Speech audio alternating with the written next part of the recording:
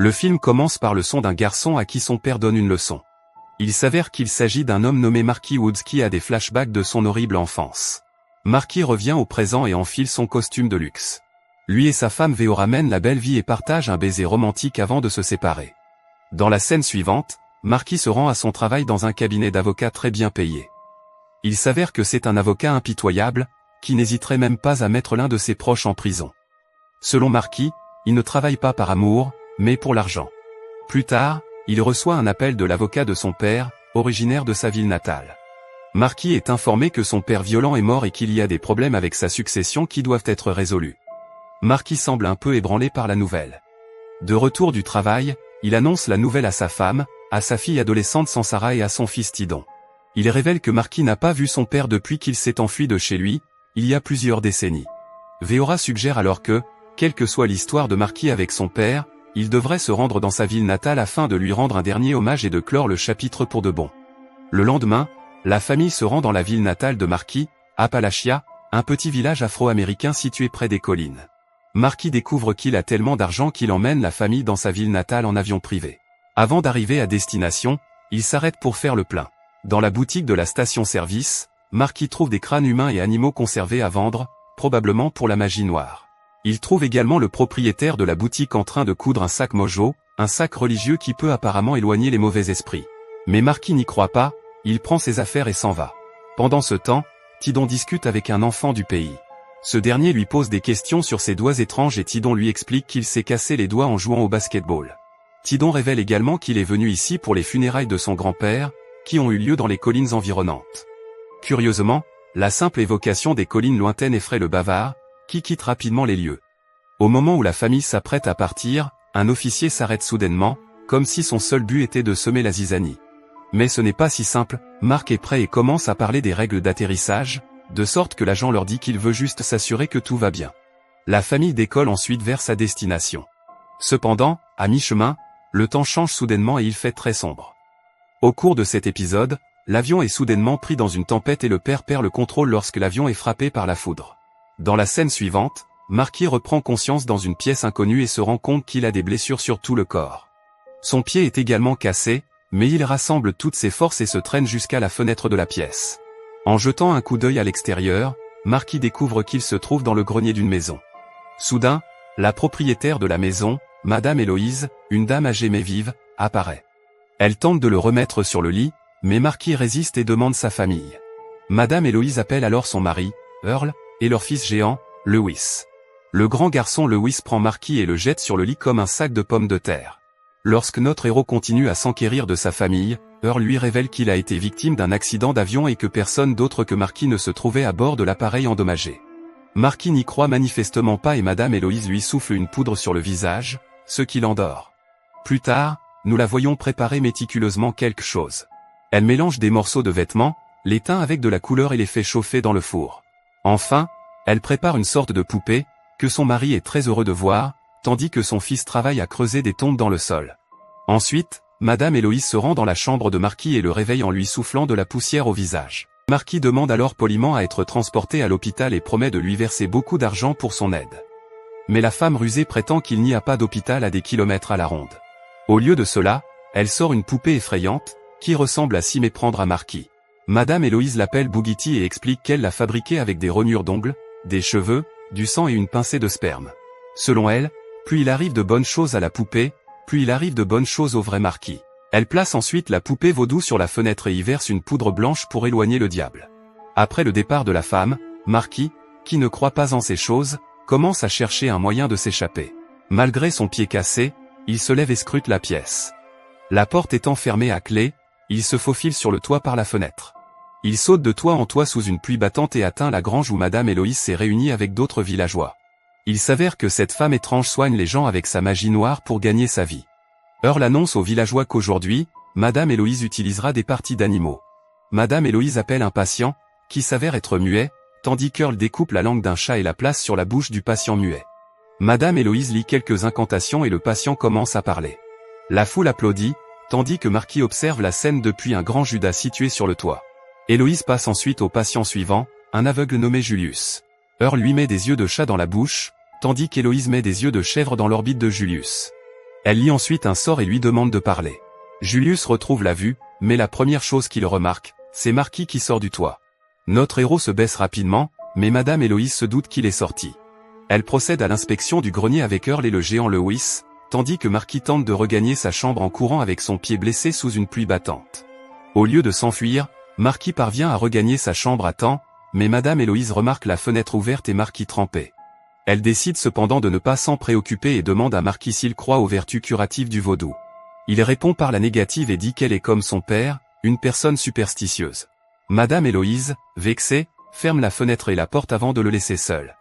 Il se réveille brusquement au son des messages entrants d'un téléphone portable, mais l'oublie lorsqu'il trouve à côté de lui une assiette remplie de viande. Il savoure le plat préparé par Madame Héloïse et s'excuse auprès d'elle pour son impolitesse de l'autre jour. Madame Héloïse accepte ses excuses et se rend à la cuisine pour remplir l'assiette, laissant la porte du grenier ouverte. Marquis en profite pour enlever la sonnette attachée à la porte. Lorsque Marquis a fini de manger, Madame Héloïse ramasse les os. Elle lui explique que les os peuvent prédire l'avenir, prétendant que ces os lui disent que le jour de la lune de sang, Marquis enlèvera tout le poison de son corps et rencontrera sa famille. La femme lui demande alors de jeter les os et quitte la pièce en claquant la porte, le laissant avec les os. Au bout d'un moment, Marquis, qui s'ennuie, commence à assembler les os. Mais à sa grande horreur, il se rend compte qu'il s'agit d'une main humaine. Il s'agit apparemment de la main de son fils Tidon, dont le majeur est cassé.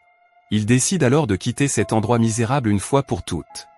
Marquis ouvre prudemment la porte et se faufile hors de la pièce. Lentement mais sûrement, il descend les escaliers en se traînant sur ses pieds blessés. Mais avant qu'il ne puisse s'échapper, le corbeau de la famille commence à faire du bruit. Madame Héloïse s'alarme et va vérifier le grenier. Lorsqu'elle découvre que Marquis a disparu, elle appelle immédiatement son mari et son fils pour qu'ils le ramènent. Pendant ce temps, Marquis prend une torche et s'enfuit de la maison. Dans l'obscurité et sous la pluie, il s'enfonce dans les bois et tombe sur l'épave de son avion. À l'intérieur, il remarque le sang de sa famille éparpillé, mais pas de corps. Marquis remarque alors une cabane à proximité, mais avant de pouvoir enquêter, il est plaqué au sol par Lewis. Le lendemain, il se réveille dans le grenier de Madame Héloïse et la voit partir au marché avec Earl. Marquis décide alors d'enlever le bandage de ses pieds et découvre une grosse pointe plantée dans le bandage, ce qui explique la douleur qu'il continue à ressentir. Il s'avère que Madame Héloïse l'a placé là pour l'empêcher de guérir et de s'échapper. Marquis rassemble toutes ses forces et retire la pointe de sa jambe. Marquis s'aventure alors à l'extérieur et remarque 3 tombes fraîchement comblées. Pensant au pire, il les creuse frénétiquement, mais heureusement ce ne sont que des tombes d'animaux sacrifiés. Marquis se dirige alors vers la grange, où il trouve la porte d'un sous-sol secret. Il y entre à la recherche de sa famille, mais trouve la salle d'opération de Madame Héloïse. On y trouve plusieurs livres de magie noire, des poupées en plastique et des cadavres profanés. Pour couronner le tout, une photo révèle que Madame Héloïse et sa famille sont en fait centenaires et ont vécu grâce à la magie vaudou. Marquis feuillette ses livres et découvre que la dame le prépare pour le jour de la lune de sang pour le sort du transfert de vie. Ce sort consiste à sacrifier la vie d'une personne pour réparer les blessures d'une autre. Réalisant qu'ils sont sur le point de le tuer, Marquis décide de renverser la situation. Il utilise quelques objets de la pièce et prépare une poupée Bougiti pour Madame Héloïse. Marc cache ensuite la poupée Bougiti et retourne au grenier avant le retour de la vieille sorcière.